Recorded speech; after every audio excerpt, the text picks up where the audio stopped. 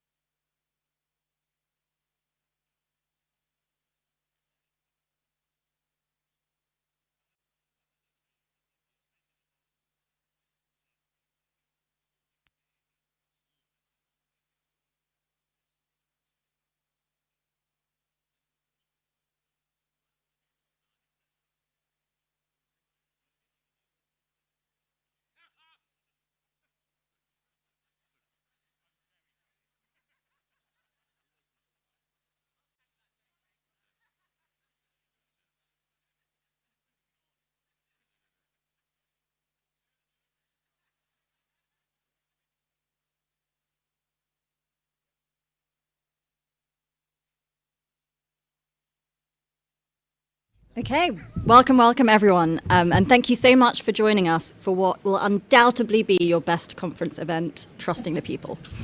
I'm Claire Coutinho, I'm the MP for East Surrey, a PPS to the Treasury, your chair for the evening, and a self-confessed truster. And one thing I just wanted to start with is the past 18 months we've seen two very different and powerful forces in action. Perhaps most memorably, we've seen the greatest state intervention in living memory. The state delivered food parcels, distributed laptops, pooled resources to prevent businesses from going under, and at one point the Treasury directly paid the wages of half the working population. However, what must not be ignored is what went alongside this. An outpouring of community action such that has never before been seen in peacetime.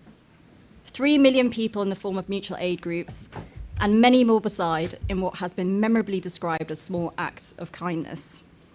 These groups sought out their own problems to fix. They innovated, they collaborated, they self-organised. And I'd argue these are some of the best traditions of the Conservative Party and what trusting the people is all about. So to discuss how we can continue these traditions, we have a fantastic panel of five speakers. Sorry I'm late. Who are well versed in these matters. Firstly, we've got Rachael Sinclair, who's the Managing Director for Homes and Dreams at Nationwide, perhaps one of the better titles I've ever heard, with responsibility for areas including mortgages, buy-to-let, insurance and investment businesses, and who was formerly their Director of Strategic Planning. Secondly, we've got Nick Timothy, who was the Joint Chief of Staff to Theresa May, and who you may also know from his columns in the Daily Telegraph and from his biography of the great Joseph Chamberlain, a Brummie people truster of the Victorian era. Thirdly, we've got Michael, who will need no introduction amongst this crowd, but who's recently been honoured for his experience and departmental rigour with the new post of Secretary of State for the Department for Levelling Up, Deluxe, I believe, is now being called. A nice and relaxing cabinet role, which merely requires Michael to level up the country, reform the planning system, and repair the social fabric of our communities. But to echo the words of Andy Burnham this morning, if anyone can do it, Michael can do it. Fourth, we have Jerome Mayhew, who's the MP for Broadlands and the founder of Go Ape, a company which specialises in high rope outdoor activities. So I'm sure he'll take the discussion to new heights tonight as a co-author of the report. And as an MP for a rural constituency, he will no doubt be able to speak to the challenges faced by some of our communities further afield.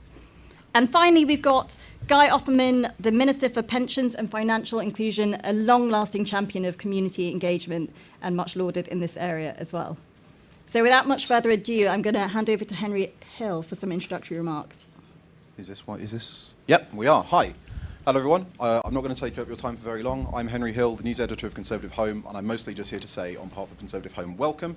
It's always nice to have people joining us for our conference programme. It's especially nice to see you all on Sunday when there's none of the sort of 1,000-yard stares that you sometimes get towards the end of the conference, except perhaps the one on my own face. Got no chance of matching Claire's comedy styling, so I will simply say that this promises to be an absolutely fascinating discussion. Ever since, for as long as there has been a Conservative Party, there has been a tension between the need to accommodate an expanding understanding of what the state should do and how we should care for people, and ensuring that we don't end up with a sort of monolithic state that crushes people's freedoms and autonomy.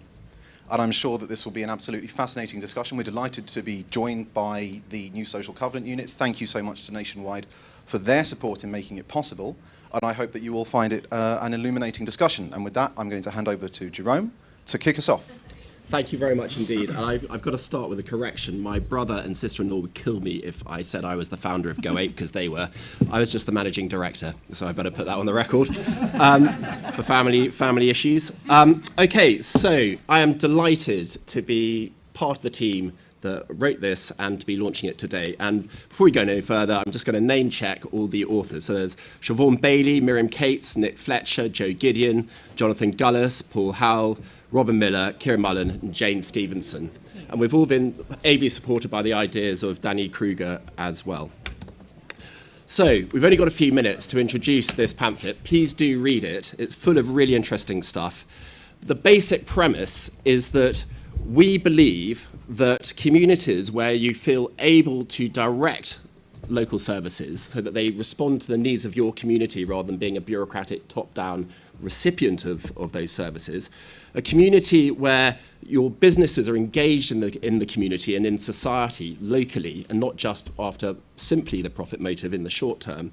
And a community where you have strong and dense local infrastructure. So things like libraries, pubs, churches, other faith organisations and the like, parks, museums, etc. Those communities are happier, they're healthier and therefore cheaper for the state to support, and they're richer. And the pamphlet is full of examples, worked examples, where this has been tried around the country numerous times and has been demonstrated. The data is there to demonstrate that those are true statements. So my proposition to you, along with all the other authors, is it's not why are we arguing this, it's but how do we deliver it? And the essay comes up with a number of proposed solutions, and we've divided it into three areas. So public services, the economy, and then communities.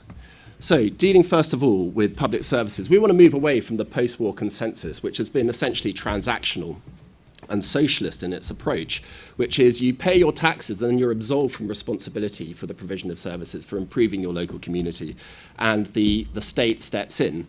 But we have that overly bureaucratic, top-down, unresponsive, inflexible approach and essentially rationing that we have experienced and we know so well. And just using one example, the NHS, I think it's 48% of all employees in the NHS are not medically centred, they are support workers.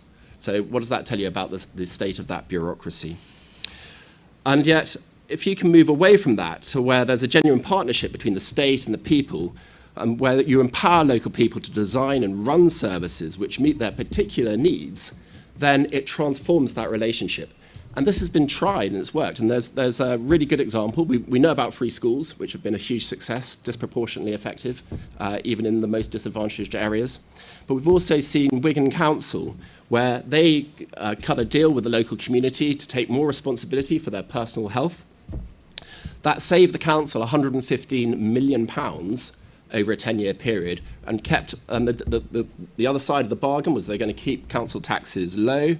And it's bucked the trend. They've got rising life expectancy in the Wigan area, as opposed to stagnation more nationally.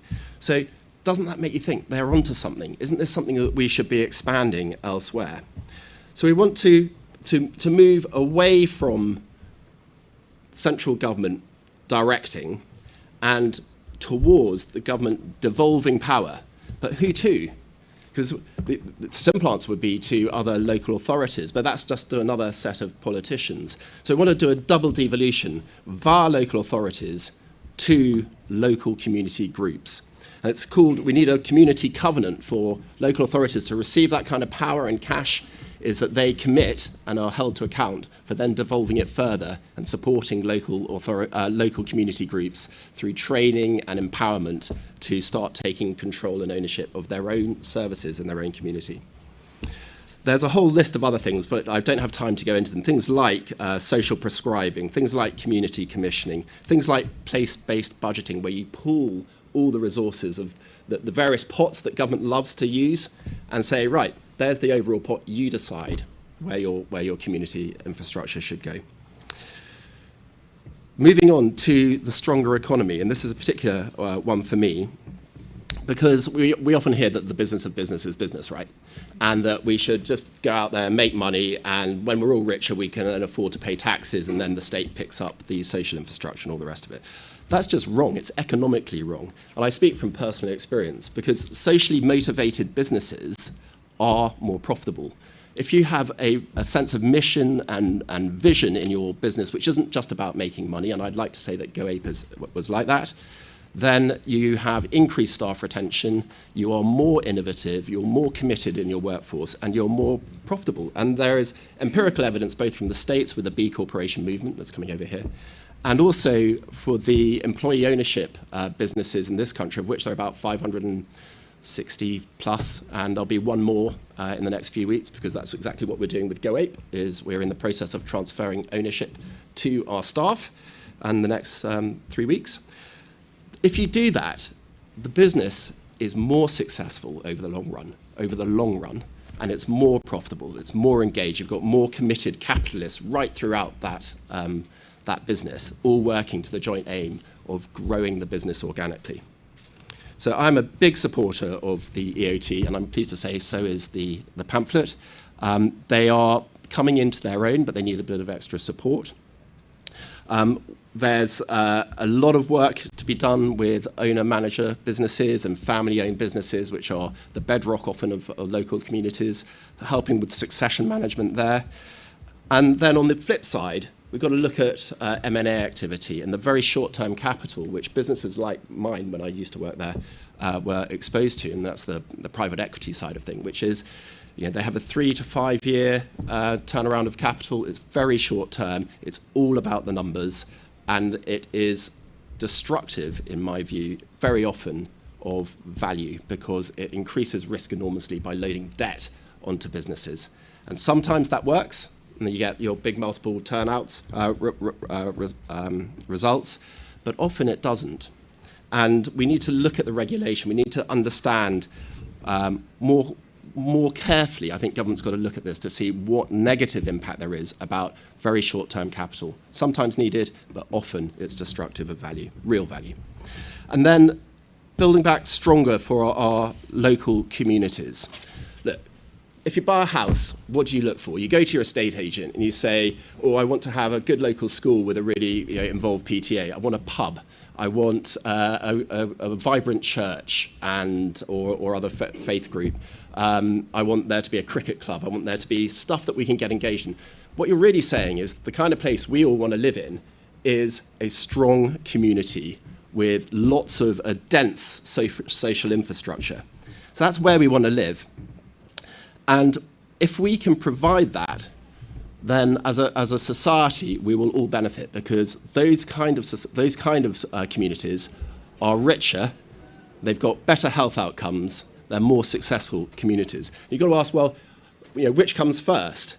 And the proposition of the essay is that if you have really dense communities, really integrated communities where people trust each other, they're involved, they have ownership, they've got skin in the game, then that is why, over time, they become more successful, more prosperous, richer communities, and it's not the other way around. And yet, we have been running on empty increasingly over the last 20, 30, 40 years, because if you look at libraries, we've got 20% fewer libraries this century.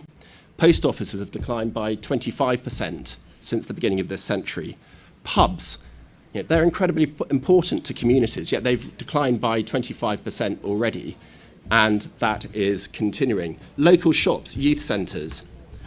We need to support these. We need to invest in these, because they are the building blocks of this prosperous society, which then benefits us all. So we need to reinforce the community ownership fund, turn that into a long-term structure rather than just the short-term scheme that it is at the moment.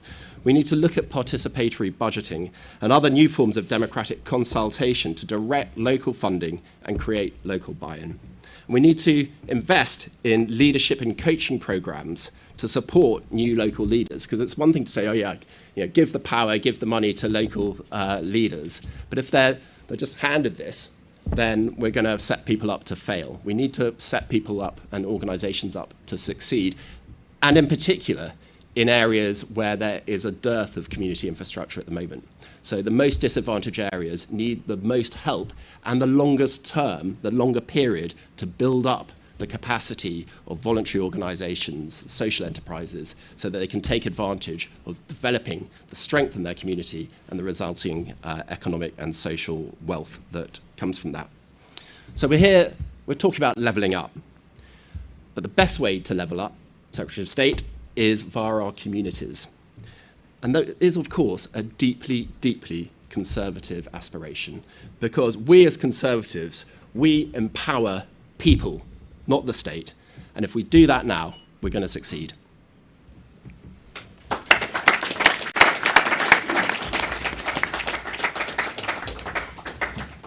Thank you very much, Jerome. I think we're going to come to our panel next, and we're going to start with Guy to respond to some of that. So I'm going to stand up because some people are sat down at the back. My name's Guy Opperman. I'm the MP for Hexham, biggest constituency in the country, more sheep than voters, and part of also the North East. And when I started in 2010, there was one Conservative MP out of 29 in the North East. One. There are now 11, and people like Paul, the MP for Sedgefield, get in there. Tony Blair's former domain, now he's off earning millions, and we don't talk about him. The bottom line is this, though, that this report, which is wonderful, is talking about most left behind areas. And I literally phoned Danny and various other people and said, can I be a part of this? Because I had heard what you were doing, and I really wanted to be a part of it. I'm going to make 3 points. I've got about 5 minutes, correct? Right, so I'm going to make 3 key points. The first would be, my apologies, I look scruffy, everyone else looks really smart. I have been campaigning in High Peak, please go there, Rob Largan needs your support. I got really wet, and hence why I look like a scruff. The second bit is, though, the serious bit about this report. So it focuses on 3 key areas, which are public services, business, and then how you drive that forward in terms of integration of communities.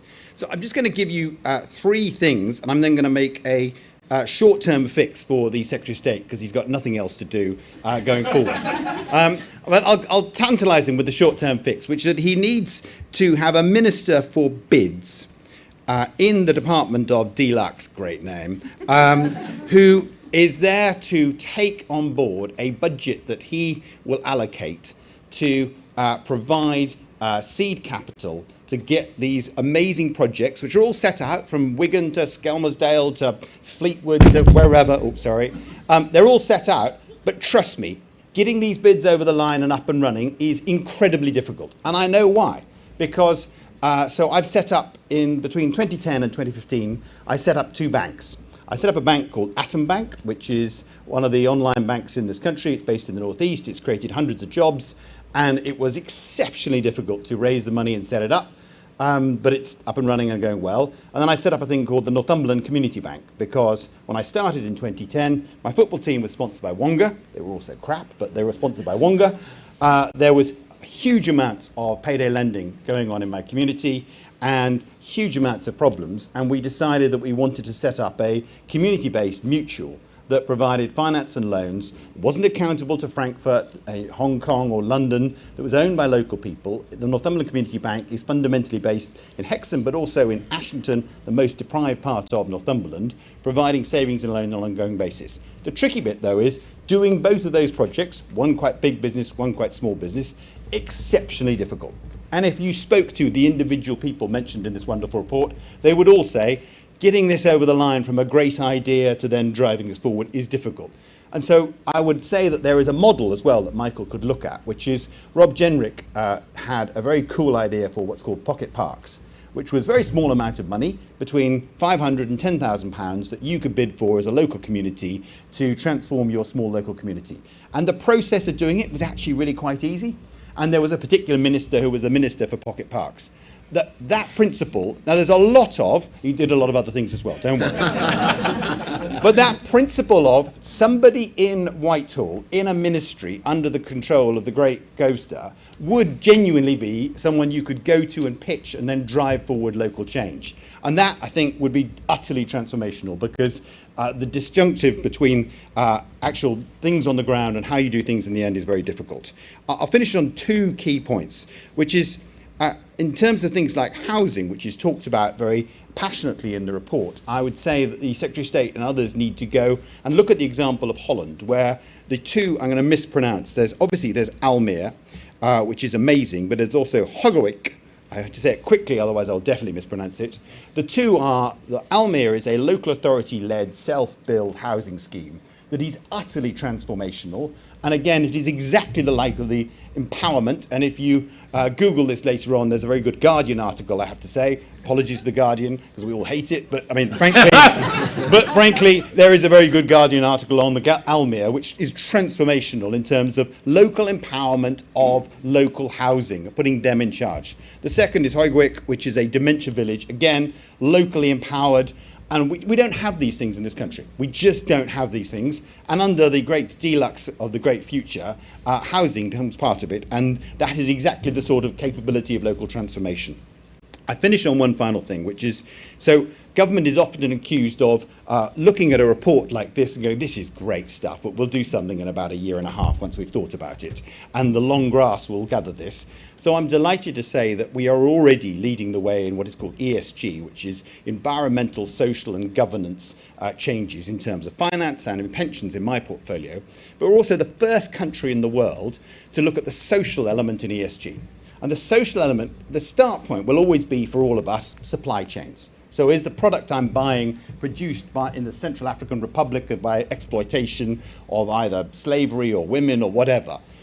Reality is, though, for the first time, we're looking at the social impact of the purchasing power of £1 trillion of pensions, which I control as the regulatory minister, but also the finance sector in the City of London. And that, I genuinely believe, if you look at a report like this and you look at the review of ESG that is going on, we can make great changes. I'll stop there. Thank you. Fantastic. Thank you very much, Guy. Our next speaker is Rachael. Thank you. Thank you for inviting Nationwide to the launch of this great report today, which has got lots of really relevant and powerful things to say about how we place people more in charge of their daily lives. So I'm representing Nationwide Building Society. There's some colleagues in the audience that have joined me today, but I also hope that you see my passion for this subject, because everything is really relevant to me and the organisation that I work for. So over the next few minutes, what I want to do is do two things. I wanted to bring to life what the mutual movement really means, and also bring to life two examples of how community power can look in action. Now, I know that when you're sitting there, you don't think about community-powered organisation and a big financial services organisation like Nationwide. You know, I know we're a big financial services organisation. We're the biggest building society in the world. We're the second largest mortgage lender in the UK. We help 1 in 10 people in the UK with their daily banking needs. But at the core of our business, there's a founding principle, which is very much about ordinary people coming together to support each other to achieve something that they couldn't do on their own. We're not a bank, and I find myself saying that quite often to people and reminding them. We were born, the comments here, from a social purpose and not a commercial one. And that's a really important thing to remember. You know, building societies were created by ordinary people seeking to build better quality homes and for them to help each other to get into those homes. It's such a massive step in our society and our history. And that's the business model of building societies today. We lend to our members through mortgages, and through the profits that we make, we pay a return on savings. We don't have any shareholders, so we're not held to account by paying out big corporate dividends. We are owned and guided by our members. And what that means is, as an organisation, we can have the freedom to think differently. We can make different decisions. And we're based in Swindon. We're not based in London. We're really proud to be part of the Swindon town, and our headquarters are there. And we're proud to be part of the mutual movement. And that's why I and my colleagues come to events like this across both parties to bring to life what we do, the value of having a diverse business model in our economy today. So the first example I'm going to talk about, and it's referenced in the pamphlet, is Oakfield.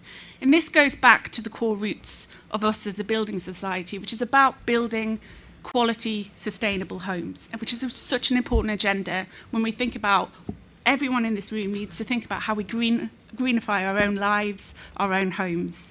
And so we're sponsoring a test. So Oakfield is about how quality, sustainable, community-focused homes can be built without taking a profit. And we've engaged other responsible businesses to help us with that objective.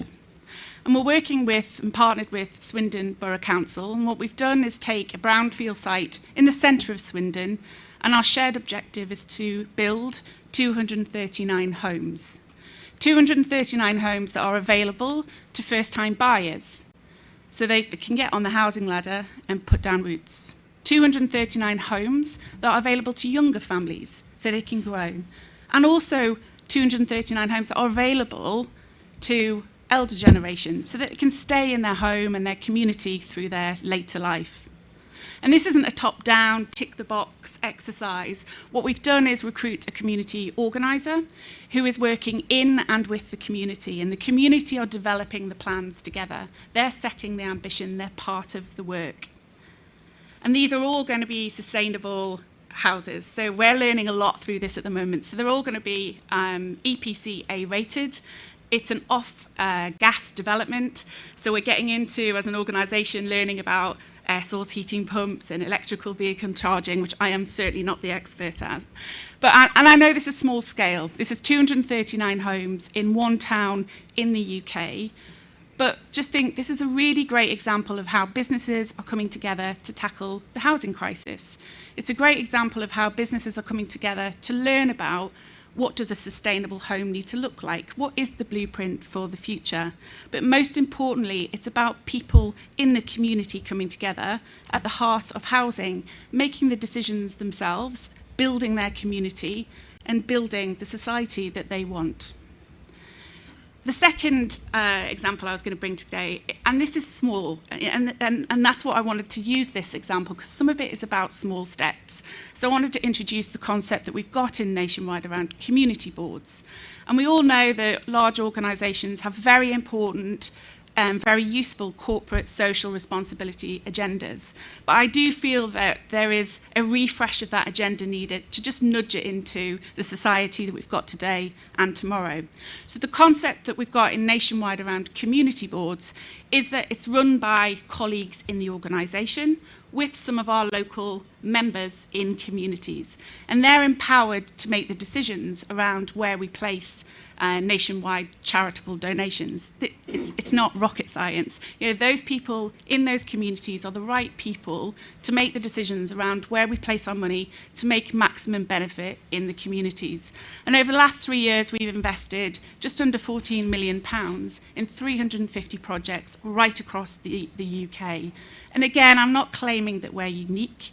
Lots of organisations do this, but it's a small step that organisations can take to connect with the community, to feel the community that they're operating in, and start to lean into some of the challenges that are being faced in our communities today. And the report, makes really clear the value and potential of the mutual movement. And hopefully I've brought to life some examples of what community power can look like. And I'd support some of the comments that we've had. I really hope that this report can encourage more employee or customer-owned organisations. I hope that we can encourage large organisations to connect and take those small steps. And why? Well, it's because, the challenges that we're facing in society today and tomorrow can't be solved by government alone. We need to come together. Achieving net zero carbon emissions, how we introduce new technologies into our society without creating new vulnerabilities in society. And of course, we've mentioned the levelling up agenda. So I hope you felt my passion on this subject. I hope that, the wine's flowing, we've got a bit of community spirit going, we can get a good conversation. And Nationwide is not unique. I know I'm sitting here from an organisation, but this is something, I'd encourage you to look at organisations like Nationwide, learn about what is going on. There's been some fantastic examples so far.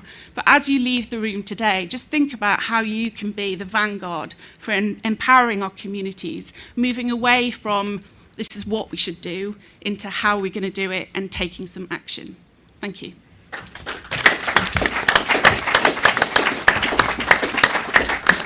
Thank you very much, Rachel. I always think it's so useful for policy creators to hear from people in the real world how it's working on the ground.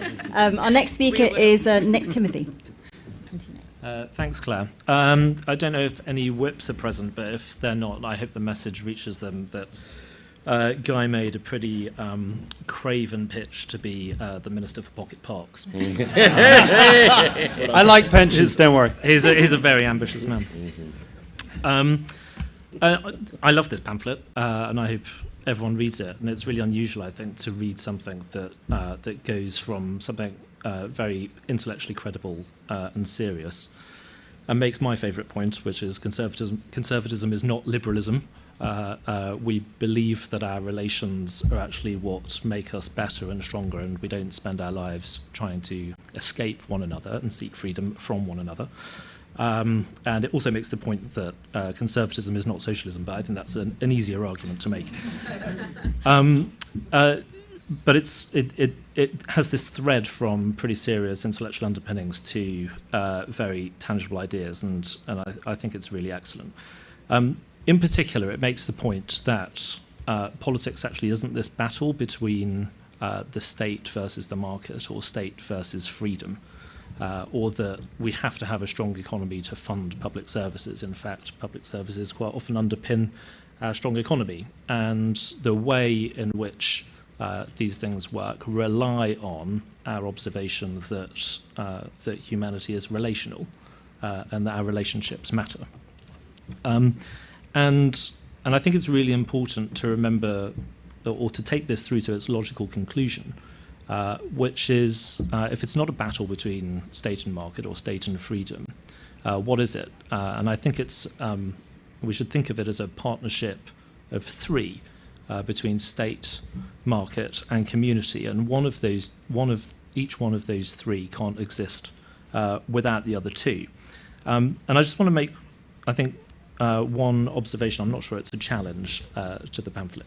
But in areas where communities have lost a lot of social capital and civic confidence and pride, sometimes we need the state to act as a kind of catalysing force, a kind of capacity builder, to help communities to take responsibilities for themselves. And the best example of this I would give is actually Michael's great achievement in the Department for Education, which is the free school programme, which I think I'm right in saying would probably never have got off the ground, at least to the extent that it did, without the institution that Michael helped to create, the New Schools Network, and which I used to run, but a little later, which goes out into communities, finds people who might be able to set up free schools, people who might be afraid or not aware that they were able to do it, and to help them to do it, and to show them through the process, and to partner with them with people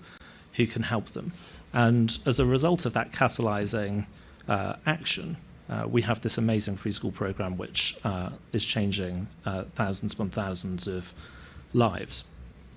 And that is another there's another point I think that the pamphlet makes very well, is that this wasn't big state activity. This was the state helping to create a small, nimble institution that was then able to increase social capital in those communities.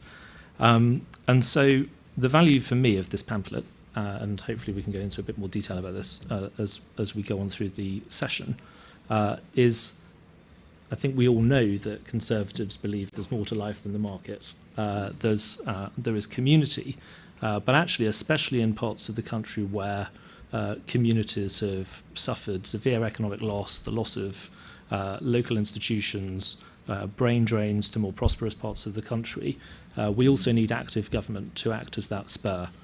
So conservatism is about that partnership of three.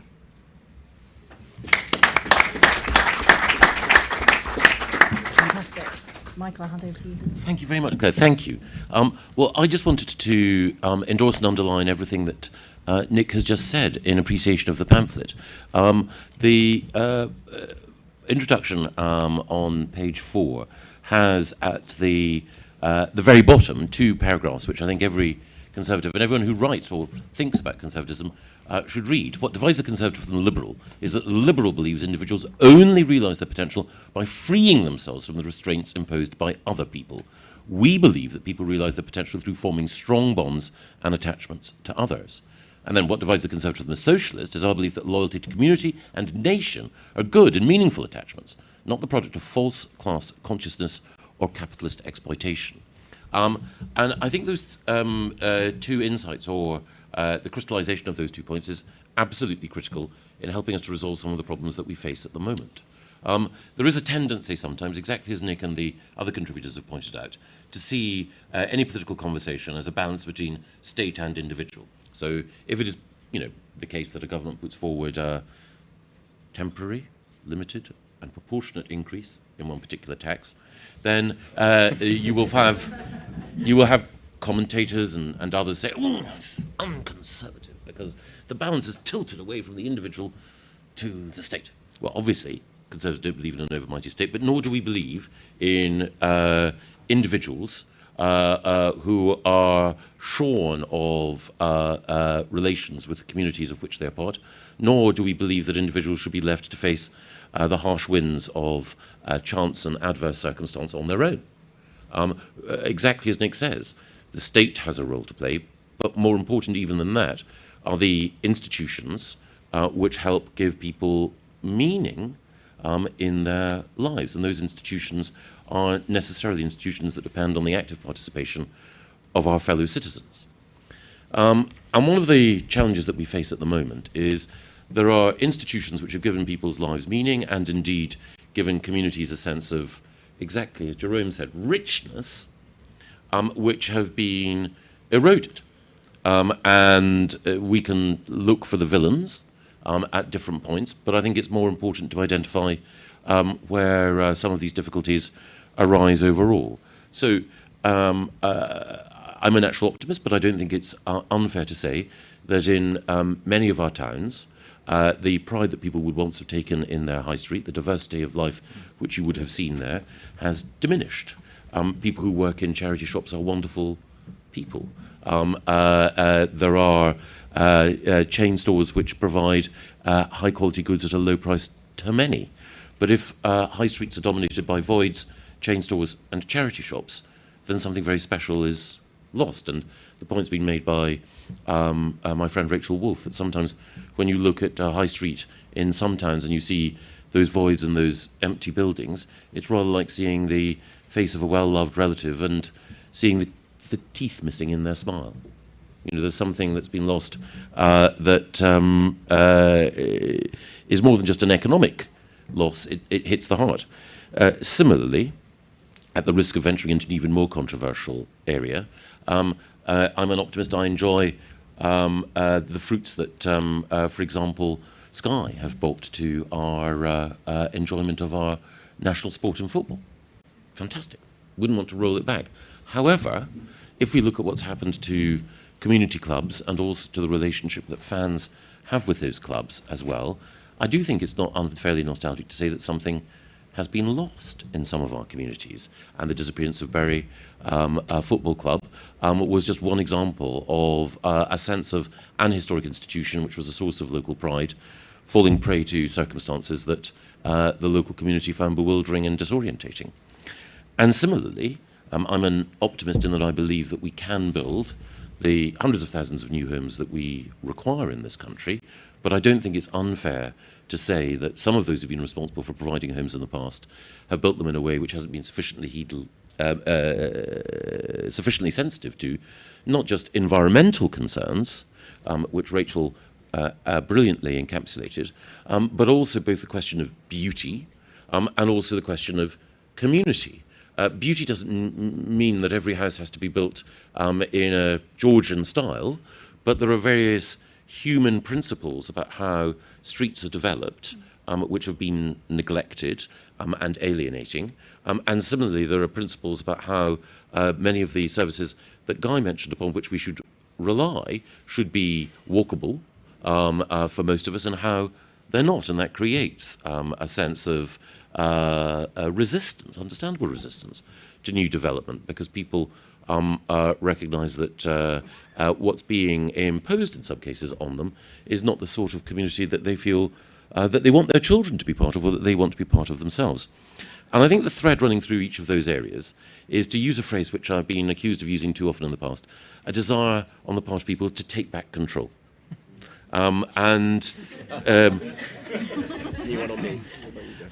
I think that's entirely right. I think that whatever view you took about the debate that the country had in 2016, which went on for a bit, nevertheless, there was a sense in which many people felt that they had been disempowered and changes were occurring in their communities which they found uncomfortable.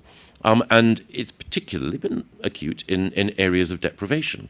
It's particularly acute in areas where there wasn't the concentration of financial capital, and also the social capital didn't have a chance to grow. So, one of the things that particularly afflicts poorer communities is a reliance on debt and payday lenders, exactly as Guy and as Rachael said, the decline of mutuals, the distance of banking and financial services from the communities in which they grew and which they were meant to serve, has created a very, very unfortunate situation for many. It's also the case that the care and attention that should be given to public spaces wasn't always there. Guy's point about pocket parks is an incredibly valid one.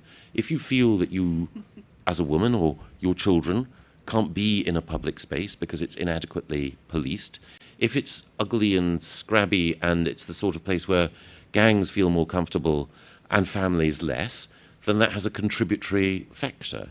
And that small investment and that desire to reclaim somewhere which is a common space where people can interact, I think is absolutely critical.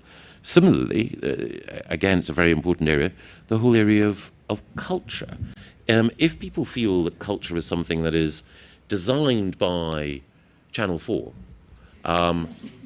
and consumed in a solitary way, if our approach towards culture is a gogglebox approach, no criticism of that particular programme, very funny, lovely, but if people don't think that culture is everything from the choirs where we sing together to the traditions of which we're fond, to the traditions that have come here in the last few generations, which we want to give a platform to, if people don't feel that they have control and ownership over that, then that again becomes an alienating factor. And that's why I think the pamphlet is so powerful and the challenges that it creates so important, because we can't reverse these trends overnight, but we can look in the pamphlet to some concrete examples of things that have made a difference. And I'm very flattered that they mention free schools as an example of that. And I completely agree with Nick that the key there was to have a government that was willing to say to communities, look, we know you want something different. You can't do it on your own, but we'll give you the tools. We'll help you to find the buildings. We'll help you to find the money. And then we'll introduce you to other people who are doing the same thing, who share the same ambition, so you don't feel that it's an isolated effort to improve education in one part of the country. You're part of a broader movement to transform education more broadly. Similarly, credit unions and others have worked together, but I think the point that Guy made, the idea that we should relocate and relocalize finance overall, is a critically important one, and there are lessons that we can learn from Guy's own experience, so that government finds it easier to support people who are doing exactly that. And then the final thing that I mentioned just at this stage is the pamphlet uses the word covenant, and Jerome mentioned contract as the old model. And I know it sounds incredibly, abstract, but I think it matters. If you have a contractual relationship, it's basically a quick and dirty, I want this, you give me that, we don't even shake hands on it, money or whatever, or votes change hands, and that's it. A covenantal relationship is one that depends on an enduring set of promises and obligations and things that return. And that's the basis, as Rachael reminded us, of how and why building societies were set up. And I think that's what we need to think about. When we need to think about local democracy, we need to think about not just the way in which we elect local leaders and how responsive they are, but also the range of institutions. So we move away just from political leaders on their own to a more plural form of leadership. Final thing that I was going to say is none of the authors of this pamphlet should feel that they're whistling in the wind, not just because we're all enthusiastic about it and others in government are incredibly enthusiastic about it, but if we look at the political thinkers who are engaging with the big questions of the moment, they're all in this territory. So Robert Putnam, one of the great American social thinkers, has recently written a book called The Upswing about how in the past, in America in the 1890s, when things were becoming more individualistic and also more materialistic and more alienating, the progressive movement at the time, led by someone on the right, Teddy Roosevelt, actually managed to bring society and the we back together. There's a guy called Mark Steers, who's actually a new Labour, a blue Labour thinker, but he's making exactly the same point with reference to British thinkers from the 30s and 40s. And it's also the case that Paul Collier, in his recent books on capitalism, makes the point that we manifestly need capitalism for economic growth and to survive, but the way to save capitalism is to think about it from a community point of view. So, in that sense, I have to say that the good company that wrote this pamphlet are in very, very good company in actually being on the issues that matter and at the heart of the political debate that I think will really shape change in this country in the next decade.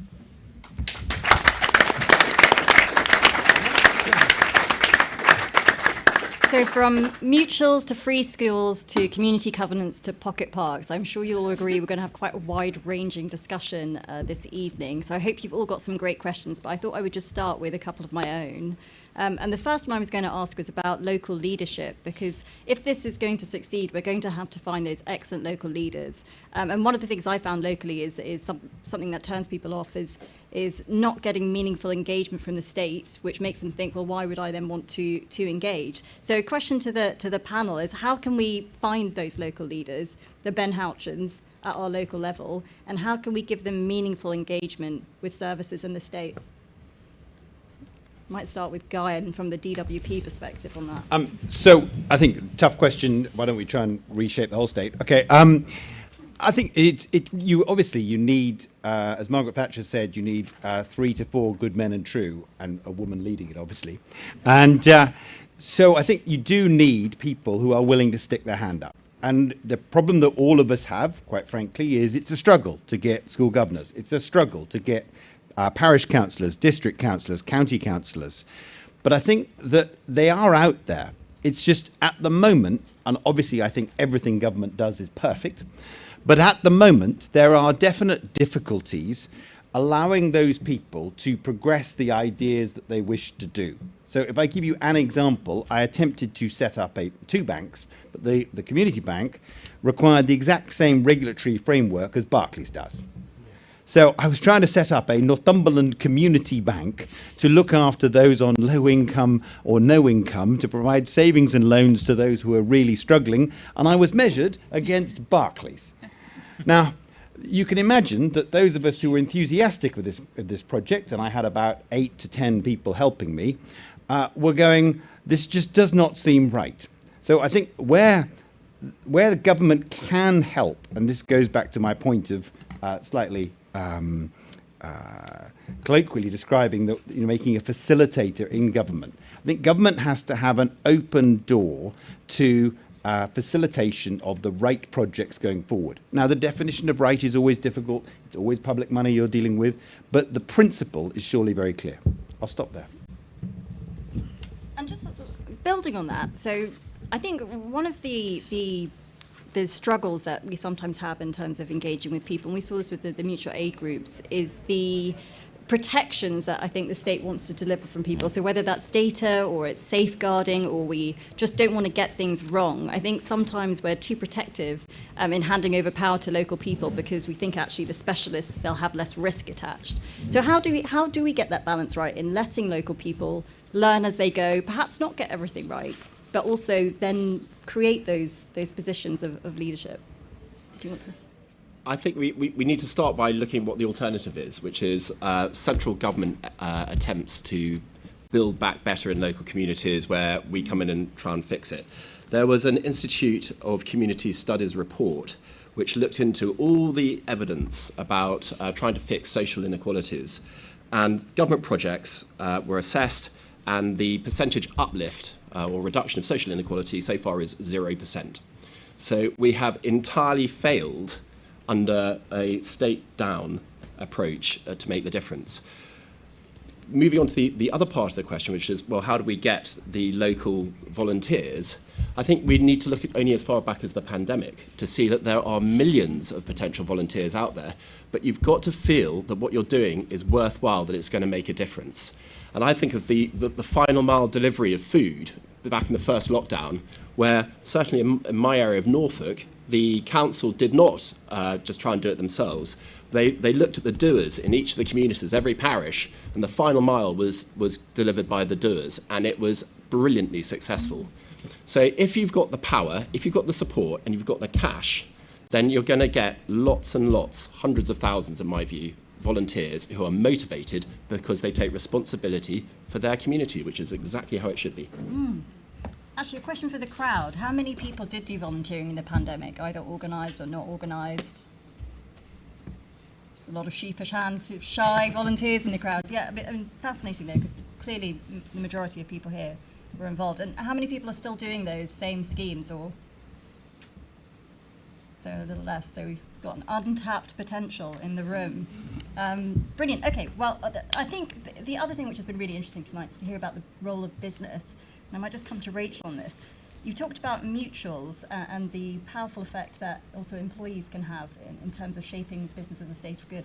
What do you think the role of government is in shaping what good means for business? And where do you think the balance is between employees and communities and the government in terms of setting out things for business to do? So what Guy was saying there around the comparison to the Northumberland Community Bank, which my mum is part of actually. And Get in. Good for your mummy. Just demonstrates kind of the imbalance in terms of some of the regulations. It's sit round organisations that can, as an entry point into the organisation into industry, but it needs to be thought through that there's like for like business models, but there's also diverse business models that really come in and disrupt in a negative way. So some of the kind of fintech organisations, and I talked earlier on about vulnerabilities in society, so it really needs to be thought through in terms of the legislation that's put around this. But I think there's also an education of what does, converting to an employee-owned or a member-owned organisation is quite some step, and I don't think organisations really think through what does that mean in terms of the dynamic of the organisation and how does that organisation need to operate, and therefore bringing that to life around what does it look like, how does decisions really get made in that organisation, and what does the governance look around it is quite different. And just, you spoke about CSR, so corporate social responsibility is a £1 billion industry, and obviously you've taken a very sort of bottom-up, community-based approach. Do you think that's spreading through the sector? Do you think there's yes, absolutely. We are not unique in that, but I've been part of organisations where it's incredibly successful. So I'm not saying that corporate social responsibility programmes aren't good, but what we've seen is the value and the action in communities. So when our community boards can be joined by anyone who's a member of Nationwide, and I'd say join just to experience it, because you see people talking with passion around what needs to be done in communities, and from an organisation that the money that we're providing is going to something that's really going to turn the dial and make a difference locally. And that's fantastic. And going back to the leadership conversation we were just having, we kind of committed to a work from anywhere strategy as we came out of COVID. And one of the reasons for that is so that we can create leadership, create higher skilled roles locally. And they're part of that activity. They're part of those community boards. And that's really adding value into the communities as well, is what we're seeing. Brilliant. So Claire, I'd love to come in. So I think government moves quite slowly. It has a tradition of taking a while because it has to consult, it has statutory powers, it has to think about how it uses public money. So certainly as a minister, you're always trying to work out, right, what are we going to do in the long term and what can we do in the short term? And I think the short-term example that the paper doesn't allude to too much, which I think does exist, is that if your question you're trying to solve is how do we empower local people, we've already begun this under successive prime ministers with the mayoral system that in some areas has worked very well, in some areas it hasn't worked very well. But there are clearly examples that we could take where divestment of power to a local level in the form of a mayoralty, whether it is Ben Houchin, and you rightly cited him as a great example, or Andy Street, or, to be fair, some of the great work that's been done in Liverpool. Now, if you look at those examples, there is definitely people out there who feel Westminster's over there. my constituents in Hexham have very little connection to Westminster. It's 300 miles away. It's a different world. But the local mayor stuff, they see Ben on the TV virtually every day. They have an understanding that he has power, money, influence and capability to transform things. And my take would be there are lessons that could be learnt from the mayoralty and empowerment of local communities that could be done through that, which is a lot more connected to local people already. And the beauty of it is this, your infrastructure exists already. And whilst you may want to do, and Jerome and everybody in this paper rightly talks about longer term empowerment of communities and how do you do that, your short-term answer is, what can we do as members of parliament or influencers, in your case on Instagram? What can we do? What can we do in the short term between now and the next general election? And that should be our first question. You know, we've got a finite period between now and the election, and then we've got a longer term period to plan. And it's a short and long term approach, in which mayors, I think, would be a potential way forward. Fantastic, brilliant. I'm sorry that you've been subjected to my Instagram. It's all right. And then, Nick, I really wanted to pick up on this thing that you talked about, sort of in terms of relationships matter. It's something that I'm really passionate about. And I think, you know, as politicians, we get a bit squeamish about talking about people's relationships. It's a very private thing. But then it has so much impact in people's lives, their health, their well-being, their use of services. So how do you think we can sort of do more to strengthen people's relationships? And should that be us, or who should be leading that charge? Well, I think it's one of the interesting things about community as a concept, because we quite often talk about it as a kind of replacement or an alternative to what the state does or what the market does. And it can obviously provide a service or do a good thing or something like that. But actually we get extra benefits from community because we get all the sort of nice social things that it creates. It sort of, you know, it increases all these intangible things like trust, and an expectation that we might have reciprocity between citizens and, you know, do as you would be done by. And one of the problems with community from a kind of policy-making perspective is it's always by definition it's like it's a local thing. You have this great example in one part of the country, and the answer, the question from a Secretary of State is, yeah, but how do we scale that up? And the easy thing to do is always to say, well, that sounds very difficult. It sounds like it's going to take a long time. It sounds like there's going to be quite a lot of failure as we go, because actually there probably will be. So why don't we just have a national uniform policy? But that is, those national uniform policies quite often fail themselves. But it also deprives us of the sort of the extra qualities that community can give us. So that is the case for doing it. Now the question is, well, how do you turn that into a reality? So I mentioned the New Schools Network and the Free Schools Programme. There are some other things we've done. I know actually after I left the Home Office, I was involved in giving some advice to this organisation based on the NSN experience. There's an organisation called Reset, which helps the resettlement of refugees and helps communities that want to help refugees to understand how they can do it and how they can come together and provide services of their own. So we can do these things by creating institutions, but I think there's actually a much bigger culture shift. So we've talked about mayoralties and councils, and throughout we've talked about national government. And national governments should decentralise to localities much more, but actually the mayoralties and the councils should also be willing to let go. And we need to have much more. So we've been joking about pocket parks, but you know, why shouldn't streets take responsibility for their own green spaces, for the flowers on the verges and things like that, in return for small council tax discounts, for example? Why can't we try to break down this brick wall between officialdom and local residents by giving more rights to local citizens to question official decisions? When we were in the Home Office, we created something called the community trigger, where if you were just ignored by the police and by the local council, when you had ongoing antisocial behaviour problems, you had basically created a legal right for you to have a kind of appeal. which actually changed behaviours in local councils because nobody wanted the trigger to ever be activated. And so there are ways in which you can create these things that just chip away at these brick walls between officialdom and real people. We should want that relationship to be clear and easy and not a big deal, whereas at the moment it really is. Brilliant, I love this. Taking down the brick wall. So over to you. I'm going to start with Paul, who's one of the contributors to the report. Thanks, Claire. Thanks for the introduction earlier. And thanks for the introduction earlier, Guy. You can't imagine how good it is to stand here as the Conservative MP for Sedgefield.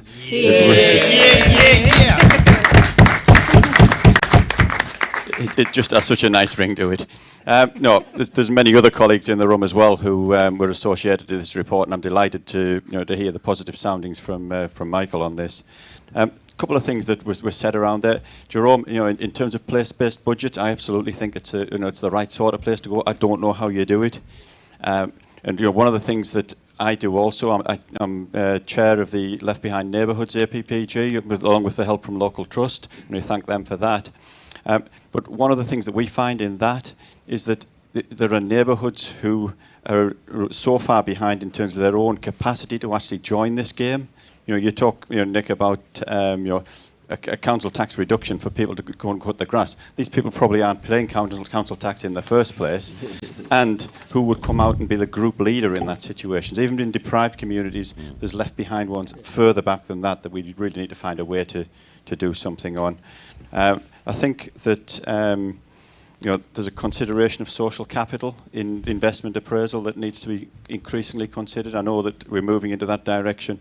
And as a final thought, I've talked to you before, Guy, about the Green Parks bids and things. So, but if you're looking for a bids minister, I'm available. Fantastic. Who would like to take that on? I think I've just lost my job as Pocket Pass Minister. The thrust of the question is about how we get the most left behind neighbourhoods in that kind of agenda. I think that's the most difficult thing because if you have a situation where people have been, families have had little engagement with the labour market for generations, and you have a situation where people's mental health suffers as a result, and where the risk of some people falling into addiction grows. Addiction can hit anyone at any time, but nevertheless, and you also have a situation where the connection of that community to the other things that will make a difference. The transport required in order to make sure that young people have the opportunity to work. We talked about earlier the finance required in order to make sure that people don't have to rely on payday lenders and so on. Once you've got all of those things together, then a sense of despair can sometimes take hold. And part of the programme, I think, is recognising that there is no single intervention that will make a difference, but that people do need to see that step by step, those in a position of leadership are helping them to take more control of their lives, and each of the things about which they have been concerned are being addressed. And I mentioned crime briefly in the context of parks, but I think that actually one of the so far underappreciated aspects of successful levelling up is nipping in the bud crime and antisocial behaviour, and dealing with temptations either of gang culture or the way in which, when social capital is weak, others can be preyed on. And if you can deal with those effectively and give people confidence that authority cares enough about where they live in order to enforce the rules, that's often the first step. And I think the second step also is making sure that authority cares enough to say to people who are reliant on welfare for a host of reasons, we're going to do everything we can to get you back into work. We're not going to judge your past, but we are going to make sure that there is an opportunity for you to get control and pride back.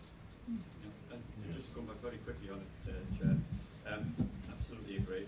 I think the other thought I would give is that when we talk about government actually making progress, I think you can make progress in this agenda by hitting the 90% and getting Yes. the work out there and the devolution of responsibility out there, and then leaving local government or whatever to introduce the capacity into these communities.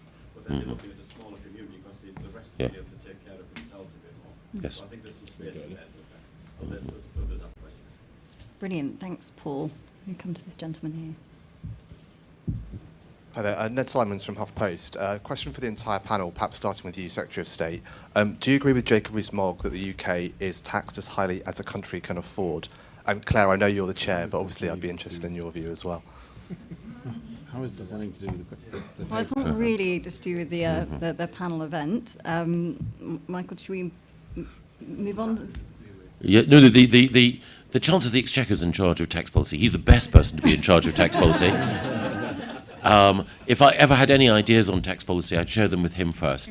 But mercifully, I don't have any ideas on tax policy because his approach to tax policy is the right approach to tax policy, which is the perfect approach to tax policy, which is what I say. Yeah.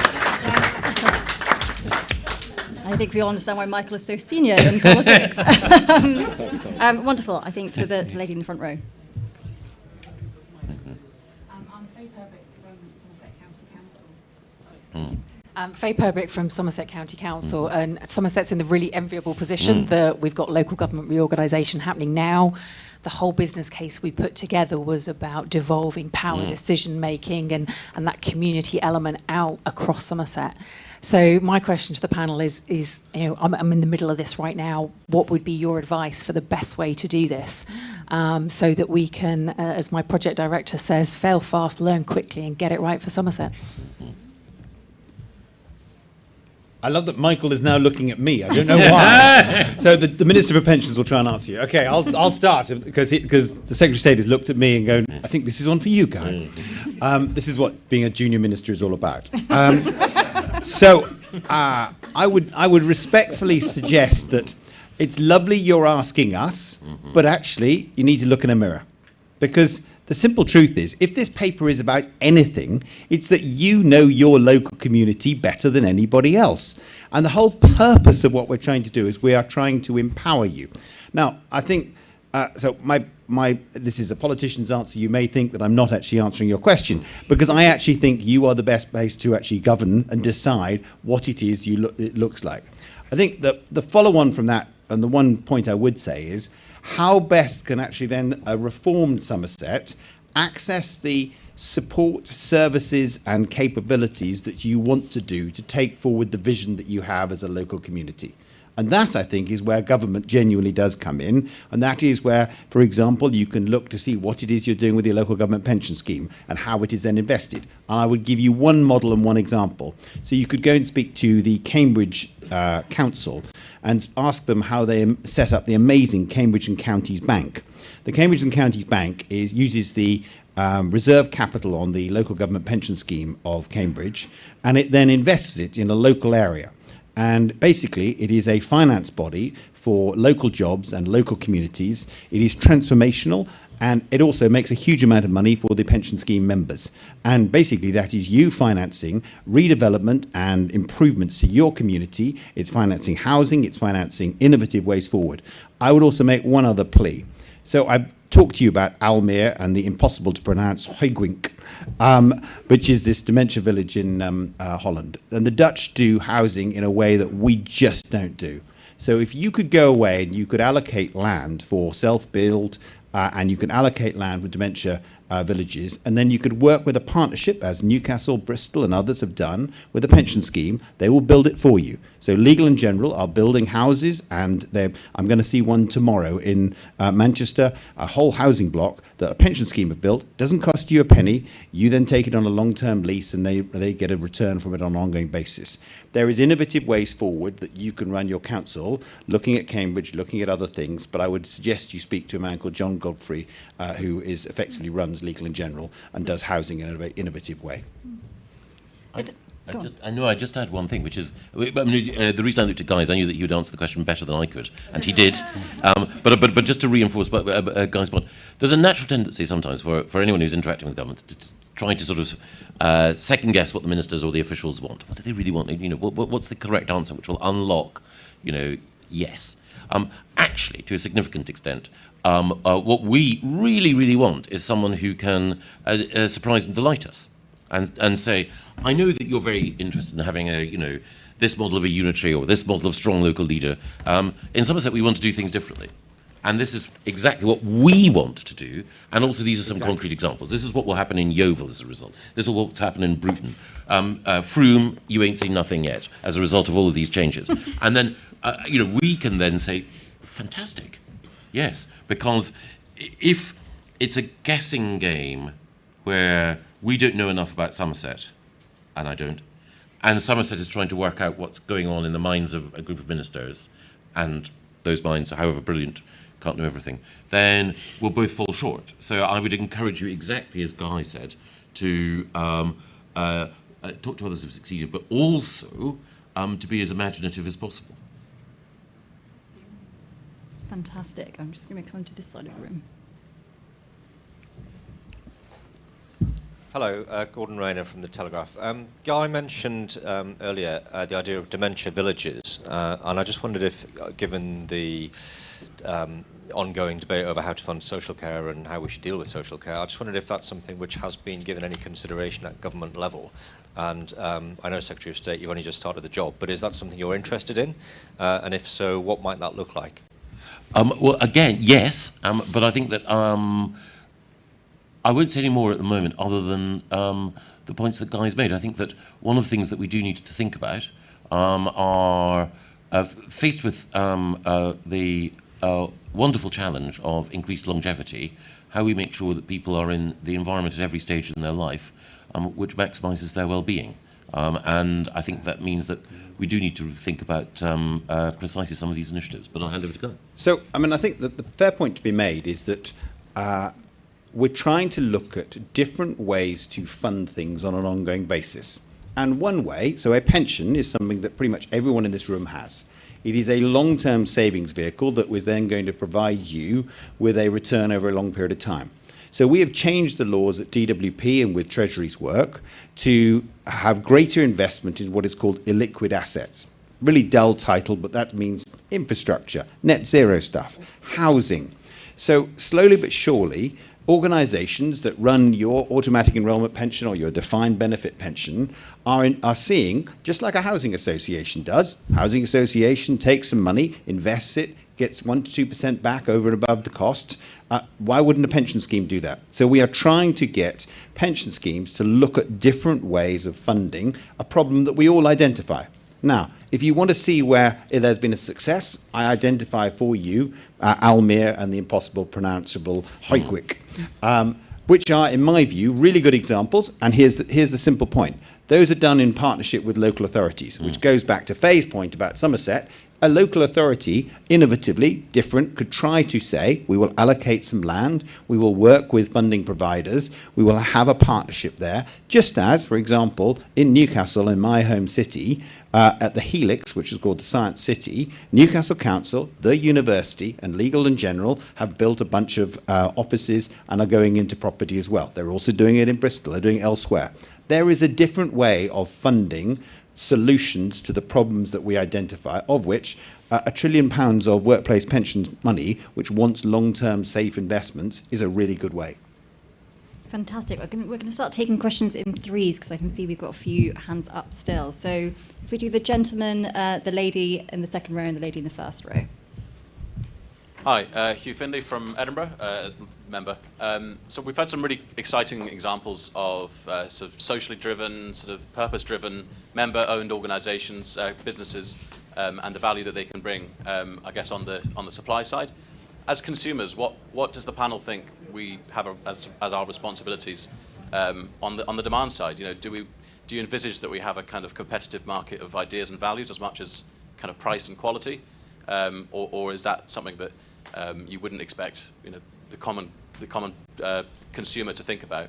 I'll give as an example, obviously, the co-op, which, you know, is member-owned. It does a lot of charitable work, but it's also obviously the retail and funeral directing branch of the Labour Party. So, you know, I guess I wonder, you know, what responsibility you think that we have as consumers to buy into that? Okay, the responsibility of consumers and. I'm going to ask a very totally different question. I'm Wei Yang, president of the Royal Town Planning Institute. I definitely come to the right room because what you say about empower community, about the future generations, is all what planning is about. So my question, put it short, planning is about future, our future generations' future. I think that's what we heard from our panel. What I want to ask is how, because for our future generations, there was a survey about with 18 to 25 years old, their biggest concern is climate change. So how we can build a long-term thinking into planning system and make sure, we said we need some short-term targets to be delivered, but how we can make sure the short-term to be delivered, the target actually they are the right approach and make sure we are doing the right thing for long-term. And the 25-year environment plan is very well received in the industry. We really welcome that 25 years long-term thinking. So how we can make sure planning system, we can also build in that 25-year long-term thinking. Thank you. Fantastic. And then the lady in the front row. Hi, I'm Jess. I'm from Stirling in Scotland. And I think in Scotland, devolution's like a big part of our everyday life. And I think it's something that obviously we see, and pretty much everyone in Scotland supports devolution. But how do we make sure that when decisions are made, that we don't have, that when things are devolved, that the communities work with the government rather than against the government? As we see with the SNP, they do anything they can to kick up a fuss with the government, and there's so much great potential there with decisions being made closer to home, but how do we make sure that we get the most of that and that communities work with the government? Okay, great set of questions. So we've got consumer responsibility, long-term planning, particularly with relation to climate change, and how we can get communities who've been devolved power to work with, I guess, the institution which is funding them, which is often where you get the contention. Who would like to come in? Jerome? Can I just answer the one I actually know about, which is a big shock for a politician? I've obviously got skin in the game with Go8 because we are moving through to an EOT, but we've done a lot of research as to the impact that has. I've talked to our friends at Cook, the frozen food company, who are one of the first B Corporation, and I've come from the same part of the world as me, so I know them. And what's really clear is that consumers love it. If you're a B2C, if you're a business to consumer brand, then it tends to improve consumer purchasing stickiness. So it makes you a more trusted brand. You just have to think about John Lewis. It's a very trusted brand, and people want to listen. They want to hear what you have to say. You may then cock it up in other ways and not eventually sell to them what they need, but it opens the door and starts the conversation in a really positive way. So I think consumers will respond, and they do already. Fantastic. On long-term planning, how about? Yeah, no, I think that there's so much that can be said, but I just mentioned 2 or 3 things. I think you're right that or rather, I'm glad that you agree that the 25-year environment plan sets the right sort of level of ambition and also, hopefully, in some respects, predictability. And there are various things about the planning system I could say now, but I'd better not, which require attention. But you are right also that we need to think about the materials with which we build. And one of the things, again, that it's just an observation, is that some of the materials which have been favoured in the past by developers, like steel and concrete, are those with the highest level of embedded carbon, and they're often some of the materials which are least likely to win fans, there are always exceptions, for new residential development, particularly outside already densely populated urban areas.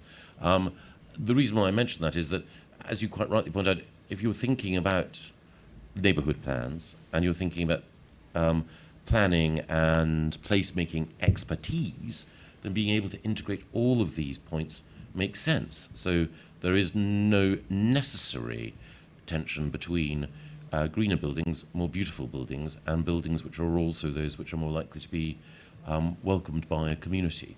But it requires, you're absolutely right, a degree of care and thought that hasn't always been present in every planning decision that's been made in the past. Fantastic. And then Jess's question.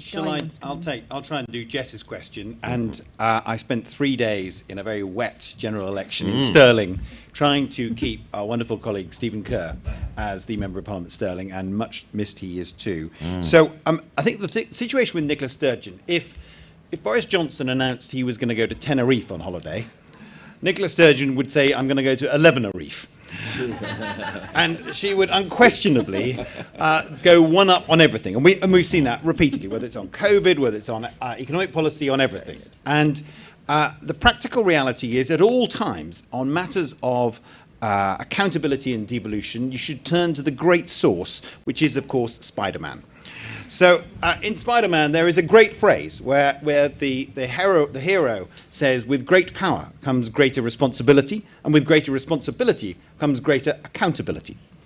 And I still believe, genuinely, even after what seems to be an 11-a-reef time of salmon and sturgeon in Scotland, I still believe that we will reach a stage where eventually the great people of Scotland will say to themselves, we used to have education that was the wonder of the world, and it is no longer there. We used to have health outcomes comparable with anywhere, and it is quite clearly deficient compared to England and Wales. We used to have police services that were the envy of the world, and it is quite clearly not there. And ultimately, that has to have some degree of accountability. And I believe in the longer term, as Spider-Man teaches us, accountability will come her way.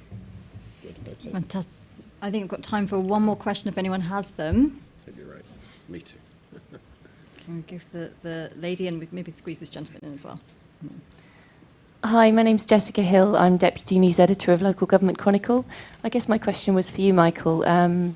Just some of the initiatives that you've mentioned, Jerome, you mentioned about Wigan, and also Guy, you mentioned the examples of Newcastle and Bristol and the community banks as well. These examples are things that have generally been pioneered by Labour councils. So my question is just how that sits with you, I guess, in terms of the Conservative Party sort of championing those ideas now, which I guess some people in the Labour movement might argue were theirs. Hello, my name's George Grills. I'm a reporter at The Times. I was struck by you citing Teddy Roosevelt as an inspiration earlier, and of course his great realisation was that something that brings communities and nations together is their access to green space. So my question for you is, how do you think you can, with the planning bill, make sure that everyone has access to green space, and indeed, is there a way of increasing the amount of green space that we can have access to? Right, so our two final questions of the evening. Okay. Two very good points. On the first point, I think it's fair to say that some of the initiatives that Guy was highlighting, particularly in the North East, are initiatives which it's been Conservatives who've been in the van of. That's not to say that there haven't been Labour politicians or indeed people who have nothing to do with politics but who are Labour in their heart who haven't been enthusiastically involved. But the broader point that I would make as well is that, as is pointed out here, there are things that Wigan has done, and indeed there are things that other Labour councillors and other Labour figures in local government have done from which we can learn. No party has a monopoly of good people or good ideas. I could run through why I think overall Labour's record in local government leaves so much to be desired, but it's just unrealistic to say that every single Labour council has done a bad job. It's undoubtedly the case that Conservatives would do better in some of those areas. All of those areas. But it's a matter of fact, and I think some of the things also, as Guy pointed out, some of the things that people on the left would claim and say were specifically in the Labour tradition and so on, I completely disagree with. So part of the broader conversation that we're having about levelling up at the moment is that people say, oh, well, this is the Tories moving to the left. And I think that's just rubbish. I think that actually the principle of equality of opportunity and wanting to bind the nation together is deeply conservative. On George's point, yes, is the short answer. I think at least three things. The first thing is biodiversity net gain.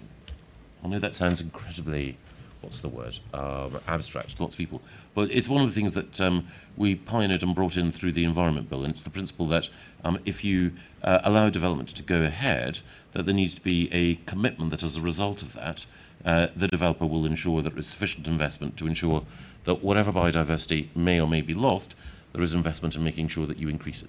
And related to that is the whole idea of nature recovery networks, of making sure that we recognise that there are parts of the country where, for a variety of reasons, there is the potential for them to become the home to wildlife and sources of carbon sequestration, and that those steps should be taken. And then the third thing, which I've also talked about in the past, which is linked to both of those, is re-greening the green belt. I know some people say, oh, well, there's this bit of the green belt, doesn't look as attractive as it should, blah. And I think that's the wrong way of looking at it. I think that what we should be doing is saying this is a potentially beautiful and environmentally important piece of our landscape, and we should be thinking about how we can make the most of it. And so I think those are at least three elements that we should be thinking about when we're thinking about the future of land use in this country. Jerome, you wanted to come in? Yeah, if I could just come in on the local government side of it. Michael's absolutely right, of course. But my addition to that is they're being small c conservative. And we look at, in the essay, we look at the sort of the philosophy behind trusting people, pushing power away from local government to people. Whether you vote Labour, Liberal Democrat or Conservative, you're actually acting, and your belief system is actually small c conservative. So I welcome them. They don't have to be us, as long as they implement our policies. That's wonderful. Say what happened in Wigan is absolutely fantastic, and Yeah. it's brilliant, and it's great that you're welcoming that. Yeah. But I mean, no disrespect to you, and I accept some of these are Labour towns, but this is only happening because of Conservative policy. Why? Because most of these places derive from a city deal. A city deal frees up the capability of the local authority to do the innovative things, which all of the towns and cities I've described, Newcastle, Bristol, etc., they got city deals. Secondly, it's the Conservative government, and to a lesser extent coalition, less the Liberals, who introduced the innovative changes on investment by pension schemes on an ongoing basis. And if you want to see people local on the ground, John Godfrey, ex-Theresa May Deputy Chief of Staff, goes off to Legal and General and says, why aren't we investing in property and having a partnership with local authorities on an ongoing basis? So you can come at 11 o'clock tomorrow. I'm going to see another one in Manchester, a Labour-run town. God knows we know that. But also, they've taken advantage of innovative Conservative change to produce, for example, the West Tower, one of the major buildings here in Manchester, is created with pension money. That's happening. Why? Because of a Conservative government. End of. Great answer. On that rousing note, which was, I think, very well fitting for Conservative Party conference, I'm sure you'll all want to thank our brilliant speakers and our contributors to the report here tonight. Thank you very much.